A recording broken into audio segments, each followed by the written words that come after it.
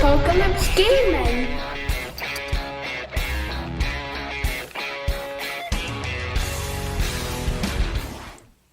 Hi there folks, I promised this one a few weeks back and it's going to be an under the hood video of my Sparmax Max-4. Now the reason I want to do this video is people are scared of the airbrushes.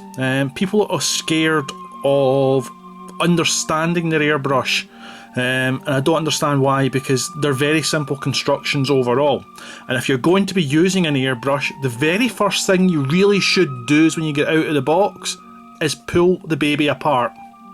Because if you can't actually take it apart and clean it and maintain it and look after it, you're going to have ends of numerous problems. Numerous problems in trying to keep it clean and keep it in good working order and keep it running.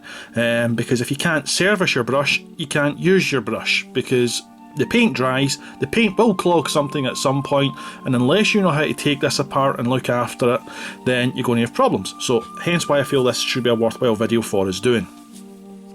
Okay then, so first thing, let's just start taking it apart in the normal easy order. So cup off, then we'll take off the back handle.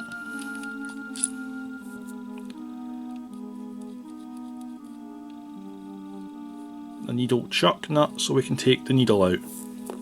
Now the reason we want to take the needle out first is it's the most likely thing that we can damage and prang as we're dealing with our brush. The rest of it now is pretty easy to take apart. So needle chuck off.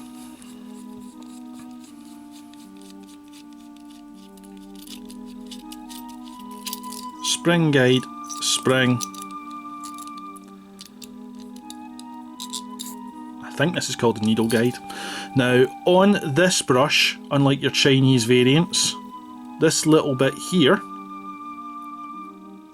is attached.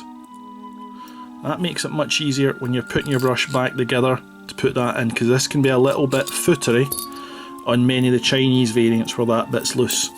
So, comes out.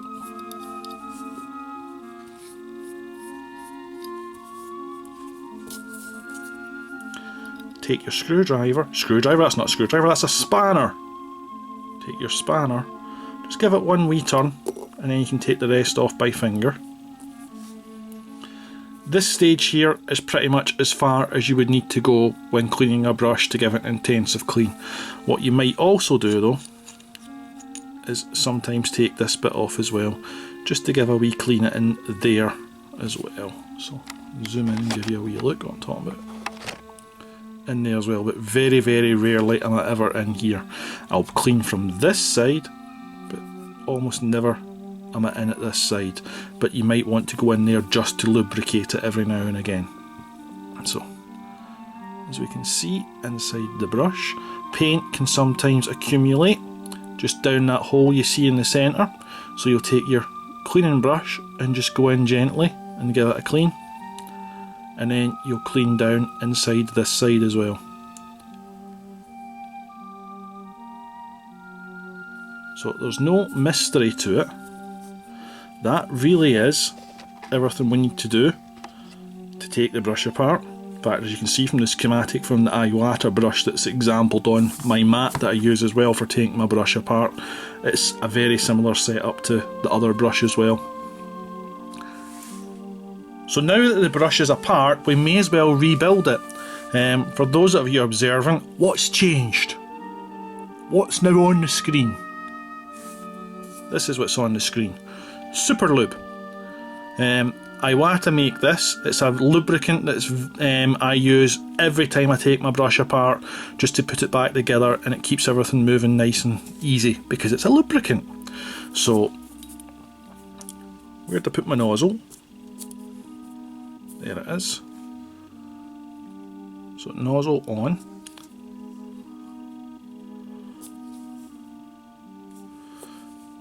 Tiny wee amount I just put on there as well. Hand tighten it so it can't go any further. Take your spanner and just turn it slightly till you feel it lock. Don't put any more pressure on that, because you can quite easily shear these little nozzles here if you want to turn that too heavy and too tight, but it's just turning it until we get the lock, and then no more pressure. That's enough. I always put a little bit of lube just here as well.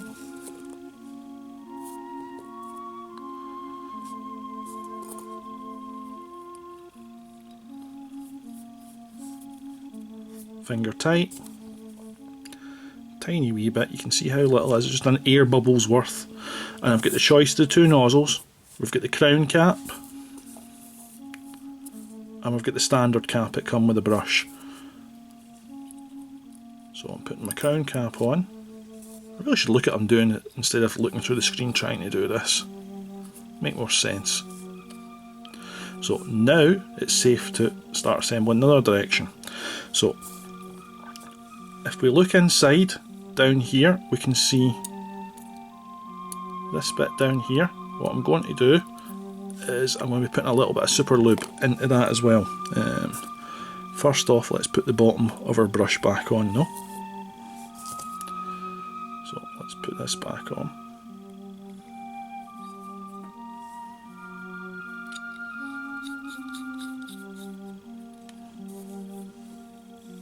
And then if we look inside,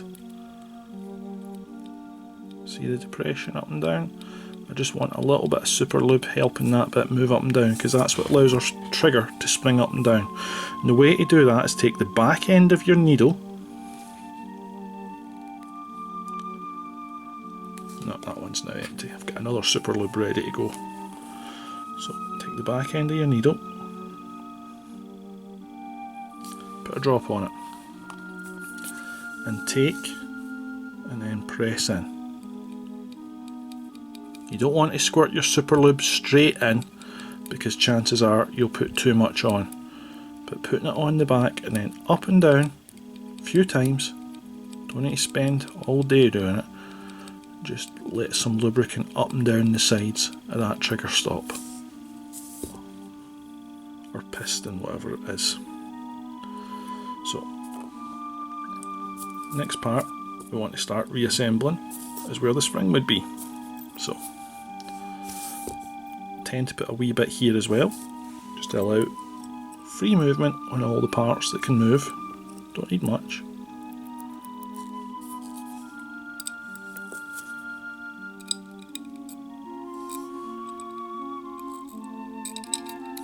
And put it in. Now I'm going to have to try and do this a bit quicker, because I've just realised I'm about to run out of battery. Take a little bit, super lube, put it on here, and a little bit there, spring in,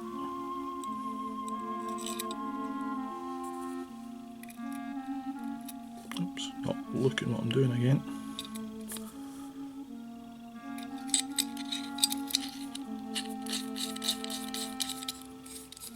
screw it in. Now this bit here, you can choose how far in and out you want to go, and that affects the strength of the trigger. I like it quite stiff, so you pull it in and you'll get really stiff trigger, but you can do it much slacker and you'll have a looser trigger action. Just depends on your personal preference. So from there we want to get our trigger and insert it back in. So take, put it in, turn it 90 degrees, and you'll feel it go into the right place. Let go, and the trigger's now in the right place. Next, take your needle, put one drop on your needle. You don't want to leave too much on it, so then take a cloth and just run it along the needle, so you get some nice lubrication on the needle but not far too much. Depress your trigger so the needle doesn't bang off the trigger. Push the needle in as far as it will go, and now put another bit of super lube here, just in the bit to lock the needle in place. Tighten it up, put the back on, and we're done. It really is that simple to take your brush apart and to put it back together. And you want to do that just so you can clean your brush properly. So that's us. Everyone's springing nicely. There's no sponginess in the trigger, so that's coming up and down. So thanks for watching, and that's us. Take care.